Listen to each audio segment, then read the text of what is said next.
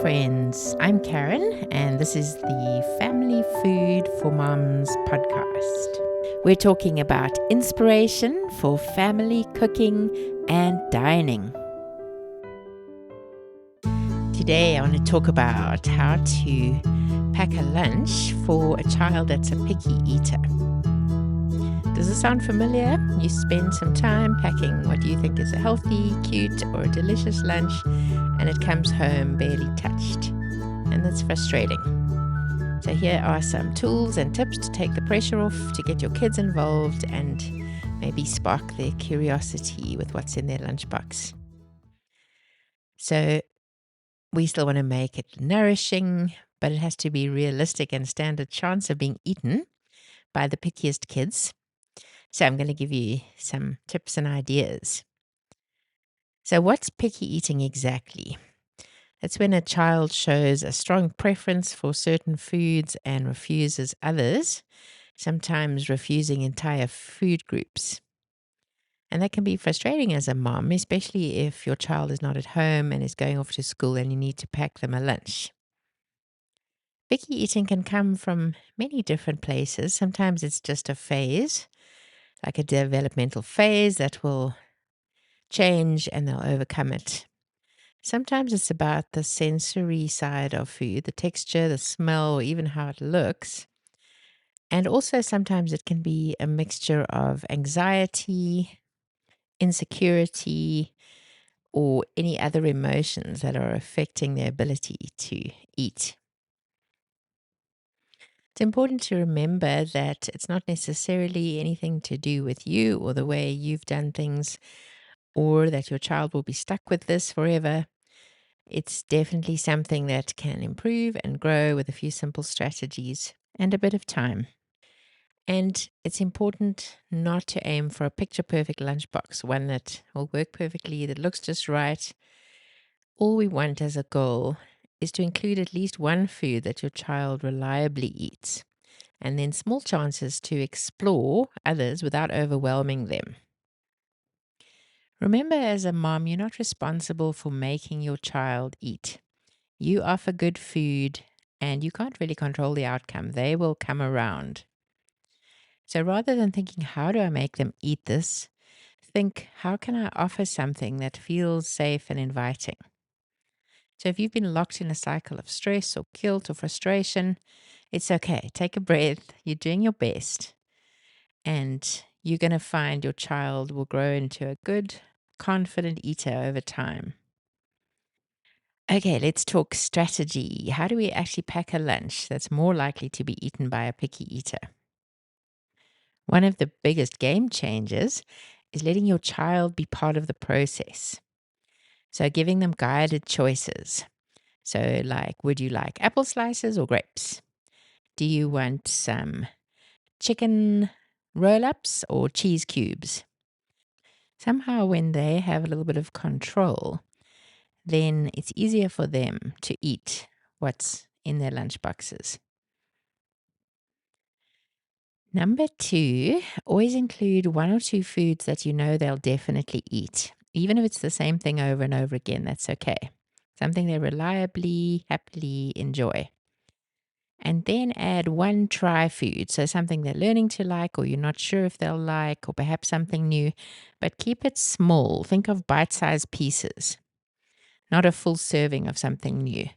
So you want to expose them to something without pressure. That's the goal. Then number 3, think of the food as snack style bites.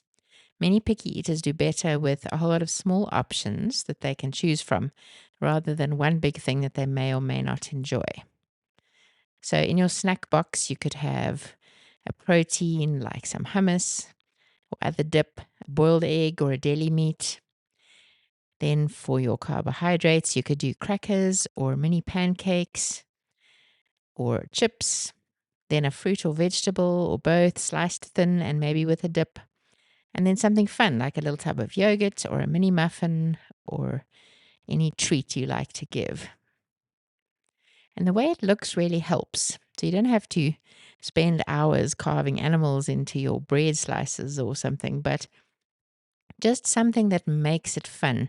Little colorful picks or the colored silicone cups. Anything that brings a bit of novelty may help them to eat their food. And then you don't need to do a whole ton of new things, like a new idea every day. It's probably much easier on both of you if you have 3 or 4 go-to lunches and you just cycle through them. So even perhaps something you do every Monday, every Tuesday, every Wednesday, etc., then you don't have to think so hard, the decision fatigue. So you know what you're going to do and it's predictable. Your child knows what to expect. So you could just draw the little lunchbox and write some ideas for each day. So maybe a muffin in this box on Monday, or a few crackers on Tuesday, or some little rounds of bread sandwiches on Wednesday. And then in another container, you can do cold meat that they like one day, nuts that they like the next day, etc. So just plan a few simple meals that you can repeat. And then what's important not to do, because sometimes we can make it more stressful for ourselves or our kids than they need to be. So don't shame or guilt your child if they don't eat what you packed. It's okay. You don't need to say things like, but I worked so hard on that. Why didn't you eat it? Sometimes there's just an off day. And sometimes the food just doesn't work for them on that day. Or maybe the strawberries were a bit soggy and overripe or something like that. They're not trying to frustrate you. They're just doing their best. Also, it's important not to let them eat sweets or real junk food close to the meal because then they're less likely to eat the things you've packed for them. Then don't bribe them or put pressure on them. Just treat it like something you know is going to get better and that you both enjoy. And say, I hope you enjoy your lunch today. I've packed this thing that you like. So they've got something to look forward to. And you could say, you might want to try this. It's very yummy, or anything positive about the food. But really new foods that they've never tried before should be tried at home rather than in their lunch boxes, where you can model eating them or offer them in a low pressure setting along with other foods where they feel safe. And then gradually, as they're exposed to those things, they'll enjoy them more.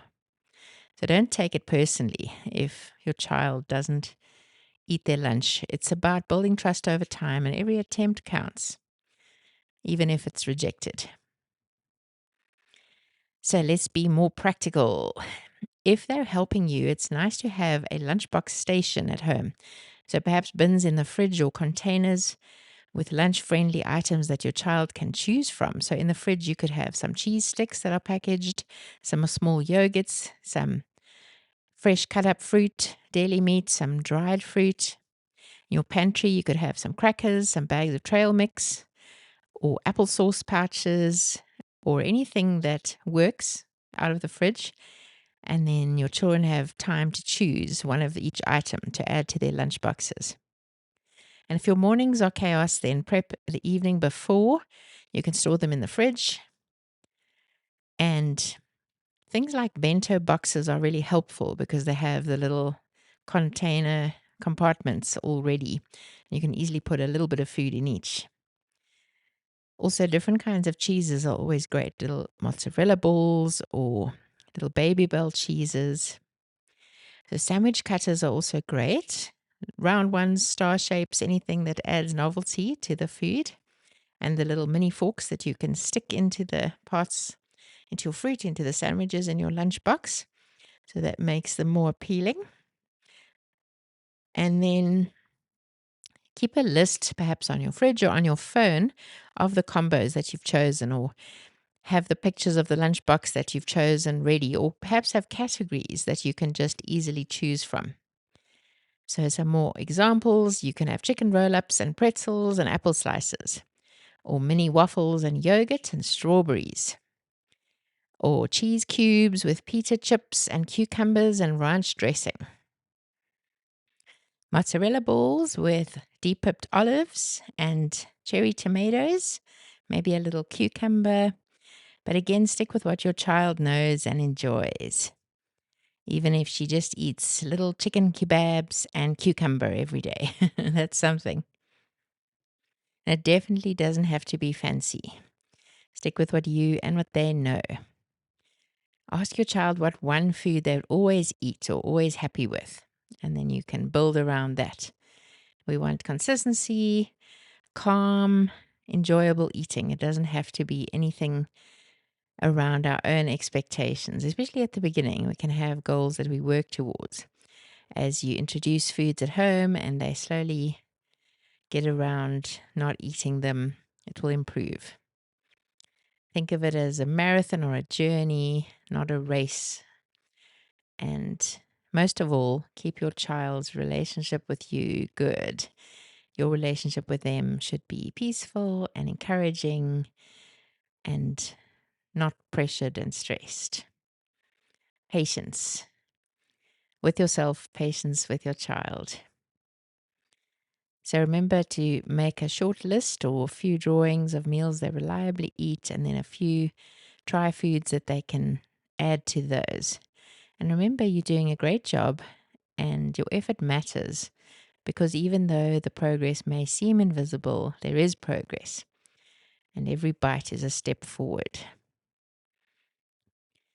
So again, your categories, you can choose a protein, a carb category, fruits and vegetables, and then fun optional add-ons. So you can do any deli meat roll-ups, cheese cubes or sticks, hard-boiled eggs, any dips they enjoy, ranch dressing, hummus, bean dip, yogurt plain or flavored, nut butters, almond butter, cashew butter, any of the ones they enjoy, peanut butter, and then crackers. Homemade crackers are great. Bought crackers are great. Mini pancakes or waffles, tortilla chips or pita with a dip.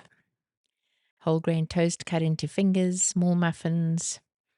And then fruits and veggies, apple slices, grapes, berries like strawberries or blueberries, cucumber rounds or triangles or slices. I guess rounds are slices.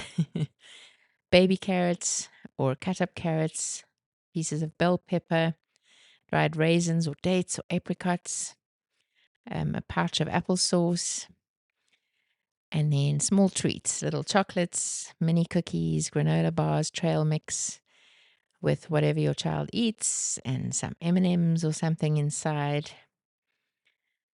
At home, you can also try to say, okay, I have 2 M&Ms and 1 olive or something that they're learning to eat.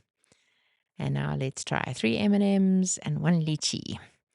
Or whatever they are learning to eat, make it a fun, almost a game to learn to eat those things. Have fun and remember that it's a fleeting season making lunch for your child, and soon they'll all grown up and you'll remember it fondly. So make the most of the time while you can. You can also add a little napkin with a fun saying on it or a little note in the lunchbox if you have time and you're feeling creative. But again, don't put pressure on yourself. The goal is to give them some nutritious things that they'll eat, and then everyone's happy. Thanks for listening. I'll see you next time.